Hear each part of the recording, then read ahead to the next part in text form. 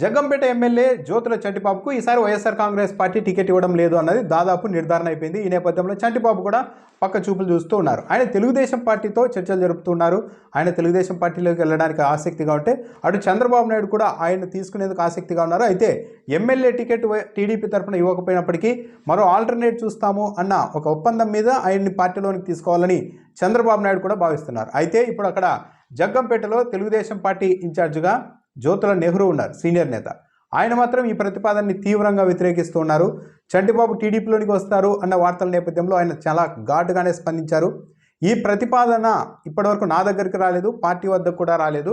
ఇదంతా మీడియా మధ్యవర్తిత్వం తరహాలో ఊహాజనితంగా ప్రసారం చేస్తూ ఉన్నట్టుగా ఉన్నారు. ఒకవేళ చంటిబాబు తెలుగుదేశం పార్టీలోనికి రావాలి అనుకుంటే తాను మాత్రం చాలా తీవ్రంగా వ్యతిరేకిస్తానని కూడా ఆయన సూటిగా చెప్పారు.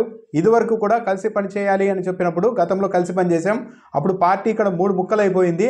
ఇప్పుడు వస్తే తిరిగి అదే పరిస్థితి ఏర్పడుతుంది. వాళ్ళు తాత్కాలిక అవసరాల కోసం వస్తూ ఉంటే వారిని తీసుకొని పార్టీని మళ్ళీ ఇబ్బంది పెట్టడం ఏంటి? కాబట్టి చంటిబాబు తెలుగుదేశం పార్టీలోనికి వస్తాను అంటే తన క్యాడర్ శ్రేయస్సుని దృష్టిలో పెట్టుకొని తాను తీవ్రంగా వ్యతిరేకిస్తాను, ఆహ్వానించే ప్రసక్తే ఉండదు అని కూడా జ్యోతుల నెహ్రూ అయితే చెప్తున్నారు. సో చంటిబాబు అటు వైఎస్ఆర్ కాంగ్రెస్ పార్టీతో ఇప్పటికే ఆయన దాదాపు మానసికంగా విడిపోయినట్టుగానే ఉన్నారు. ఆయనకు ఎప్పుడైతే టికెట్ నిరాకరించారో అన్న ప్రచారం మొదలైనప్పటి నుంచి చంటిబాబు ధోరణి కూడా వైఎస్ఆర్ కాంగ్రెస్ పార్టీ నాయకత్వంతో సర్దుకుపోవడమో లేకుంటే కాస్త సంయమనం పాటించడమో కాకుండా ఆయన తొలి నుంచి లీకులు ఇస్తూ ఉన్నారు, పక్క పార్టీలోకి వెళ్ళిపోతే టికెట్ ఇవ్వకపోతే అని. ఆ నేపథ్యంలో వైఎస్ఆర్ కాంగ్రెస్ పార్టీ కూడా ఆయన్ని బుజ్జగించే చర్యలు మొదలుపెట్టలేదు. ఆయనైతే పార్టీ నుంచి బయటకు వెళ్ళిపోవాల్సిన పరిస్థితి ఏర్పడింది.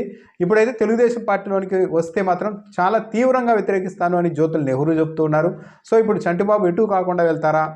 మరి చంద్రబాబు నాయుడు జ్యోతుల నెహ్రూ జ్యోతుల చంటిబాబుని కూర్చోబెట్టి ఏదైనా ఇద్దరి మధ్య మరోసారి ఒప్పందం చేస్తారా అన్నది చూడాలి.